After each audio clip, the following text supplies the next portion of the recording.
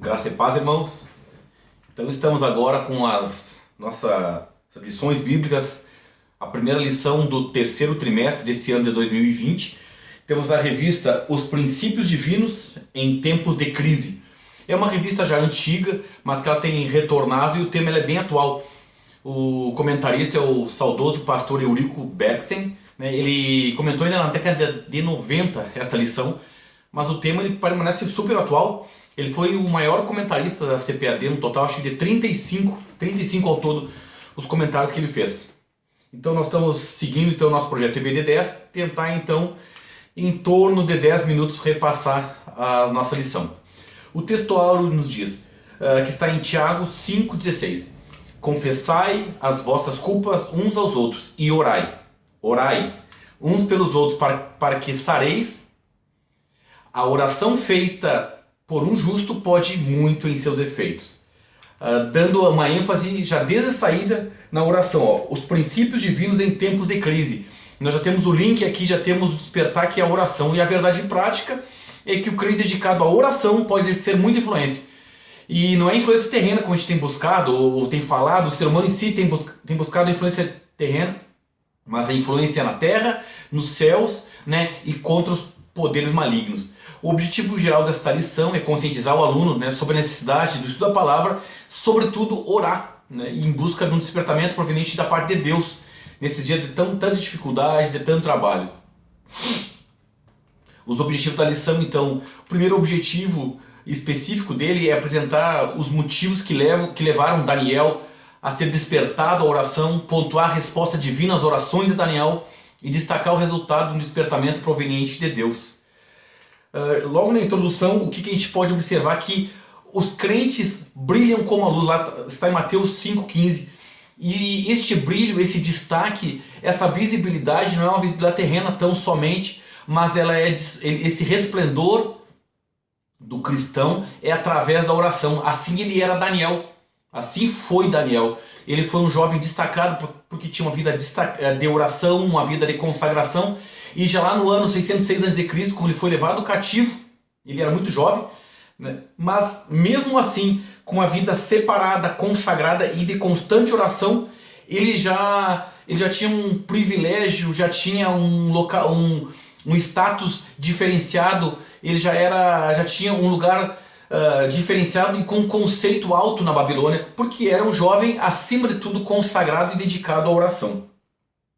O ponto central dessa lição, ele já pauta, né, a necessidade. Precisamos estudar a palavra e orar por um despertamento espiritual. Não há outra forma, irmãos.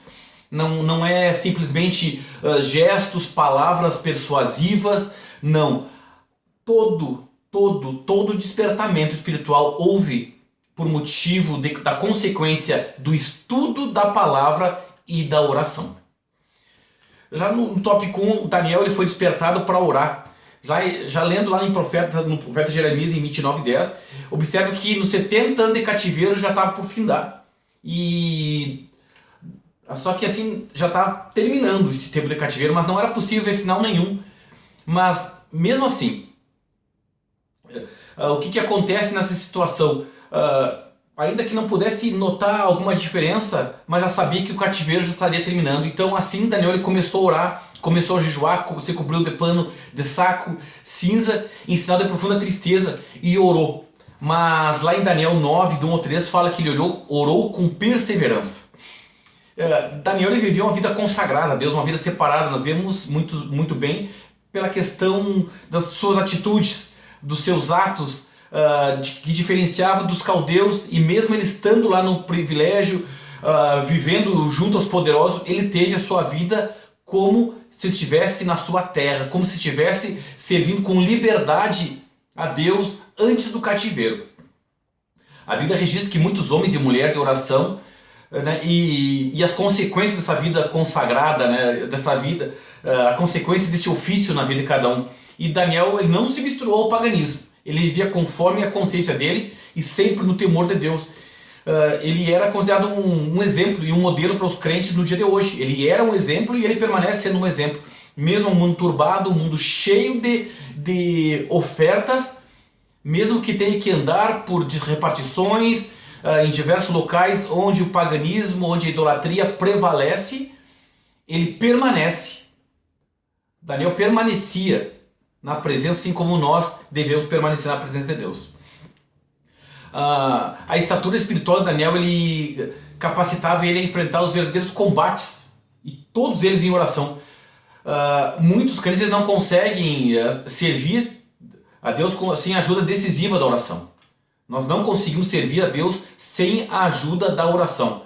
Ninguém consegue provar a verdadeira vitória sem o combate através da oração, porque não é contra a carne nem contra o sangue. E se a nossa luta é espiritual, a nossa arma é oração. Então devemos perseverar firme em oração. O que acontece? Somente visitam de vez em quando, muitas vezes, um culto de oração. Alguns crentes, será que isso garante a vitória? Claro que não. Claro que não. Daniel, ele tinha o hábito de orar 3 vezes por dia. E era isso que dava ele autoridade, e ele torna um exemplo até o dia de hoje.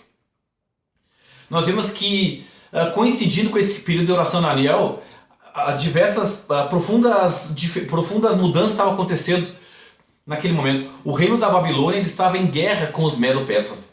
E o rei da Babilônia na época era Nabonido, e seu filho era Beltesazar, e estava na capital da cidade, da Babilônia, cuidando dos assuntos administrativos do governo. E Beltesazar organizou uma festa muito grande, e estando embriagado, ele mandou trazer os utensílios sagrados, os vasos lá do templo. E o que acontece?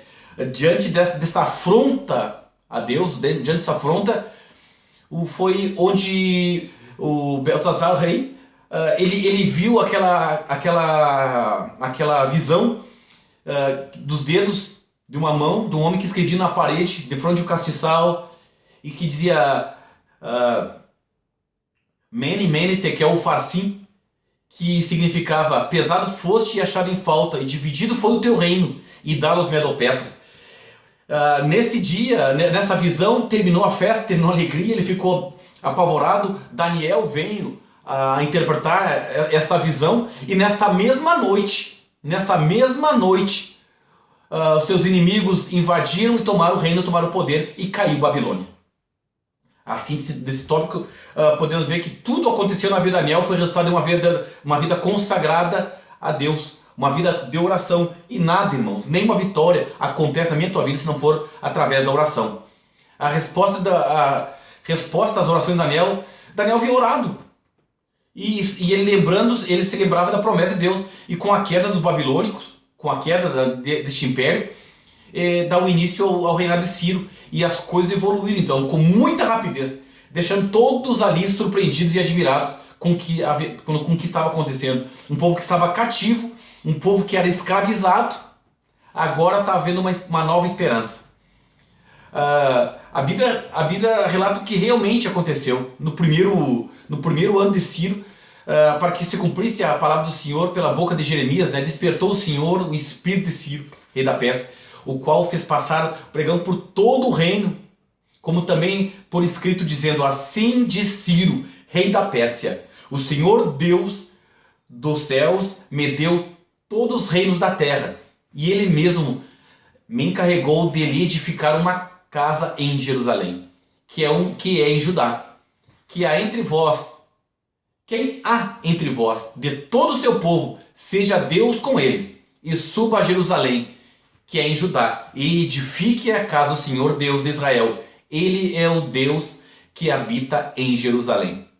Imagina um homem, um imperador, até então um pagão, mas que tinha no seu coração agora uma revelação da verdadeira autoridade que era Deus. Ainda que todos os impérios da terra tivessem sob o domínio dele, ele sabia que estavam acima dele, e este era Deus. E não obstante ele saber, ele estava obedecendo uma diretiva, uma direção do próprio Deus. E conforme essa declaração de Ciro estava cumprida a promessa divina, né, dada através do profeta Jeremias. Mas tudo isso, irmãos, tudo foi como diz a Bíblia, tudo muito mais abundantemente além daquilo que pedimos ou pensamos, só através da oração. Está em Efésios capítulo 3, verso 20. Vejamos, pois, assim, que o que estava para acontecer. Todos os judeus seriam libertados e liberados para voltarem para ajudar caso quisesse. Eles receberam permissão para reedificar o templo. Todas as despesas da construção do templo poderiam ser retiradas dos tributos além do rio, né, na região onde eles estavam. E os vasos sagrados que outrora foram ali menosprezados, que foram ali, na verdade, utilizados por Nabucodonosor, pelo último rei Belsazar, foi utilizado de forma vergonhosa e de forma a afrontar a Deus, agora estava no poder, né, foram entregues a Zorobabel, e ele foi nomeado governador dos judeus pelo rei Ciro, para ser transportado de volta para Jerusalém. Tudo estava voltando à sua normalidade. Já a síntese desse tópico, né, a resposta divina às orações de Daniel incluía levantar Ciro para abençoar o povo. Então, Ciro foi levantado e abençoou o povo, permitindo, né, entre outras nações, que o povo retornasse para ajudar e construísse seu templo. O resultado desse despertamento veio de Deus. Veio de Deus, claro que foi dado o gatilho da oração. Sempre há alguém orando. E Deus não deixa passar desapercebido um segundo, uma palavra, um ponto, uma vírgula de uma oração. O rei Ciro foi despertado em seu espírito. A palavra diz, né? Despertou o Senhor o espírito do rei Ciro. Está em Esdras 1:1. Talvez por meio de um contato com Daniel, não se sabe, mas nós sabemos que Ciro teve uma experiência pessoal com Deus no seu coração. Isso a palavra nos dá garantia, tanto a sua obediência. Ciro passou a ver Deus como Senhor dos céus. O grande rei Nabucodonosor demorou para aprender essa lição, né? Vemos lá em Daniel 4, 30 ao 37, ele demorou para entender isso, teve que viver como um animal, ele se achava soberano, a autoridade maior, mas teve que viver no relento, para depois entender a autoridade. Mas nós entendemos que cada verdadeiro despertamento faz com que o homem veja a majestade de Deus e sentindo a sua própria pequenez. Quando há despertamento, o homem vê Deus grande e vê pequeno. O próprio Saulo assolava e perseguia e desfazia do povo. Mas quando ele encontrou a Deus, ele se colocou no lugar dele e viu que ele era pequeno e se achando menor dentre os menores. Ciro teve uma experiência com Deus que é santo. Os vasos sagrados, né, ele já estava aqui, havia sido roubado o templo. Essa experiência que ele teve com Deus fez com que esses vasos roubados por Nabucodonosor e guardado nesse templo pagão da Babilônia fosse agora retornado. Ele queria voluntariamente devolver. Assim acontece sempre em cada despertamento, irmãos. Quando Zaqueu se encontrou com Jesus, ele quis devolver o que havia ganho com usura, que havia ganho com corrupção. Ciro sabia que a posse daqueles vasos era ilegal, não era justa, não era idônea. Zaqueu sabia que a posse que ele tinha não era algo justo. E com o verdadeiro despertamento, assim como teve Ciro, a vida muda e o homem quer devolver, quer indenizar, quer consertar, tentar desfazer de alguma forma os seus erros do passado. Aqueles que estão de fato dentro da sua alçada, é óbvio, né? Ciro recebeu bênçãos espirituais. O profeta Isaías, há 200 anos antes, irmãos, há 200 anos antes, ele profetizou acerca de Ciro, chamando ele de ungido do Senhor. E isso nos dá a entender que o Espírito Santo de Deus tinha proporcionado uma bênção espiritual com ele, e os olhos do Senhor Deus já estavam voltados para Ciro. Não que ele houvesse sido predestinado, mas o Deus dos céus já tinha visto que aquele homem iria se inclinar e iria obedecer à voz do Deus poderoso. O rei Ciro, ele veio conhecer a soberania divina e ver Deus como soberano do Senhor dos céus e da terra, e ele foi muito abençoado por isso. A gente pode concluir essa lição abençoada de que a história de Daniel ele se passou há centenas de anos atrás, com muitas histórias de oração que vemos na Bíblia. Mas uma coisa nós podemos ter certeza, irmãos. A oração ainda é uma ferramenta atual. E Deus ainda é o mesmo. Oremos. Graça e paz.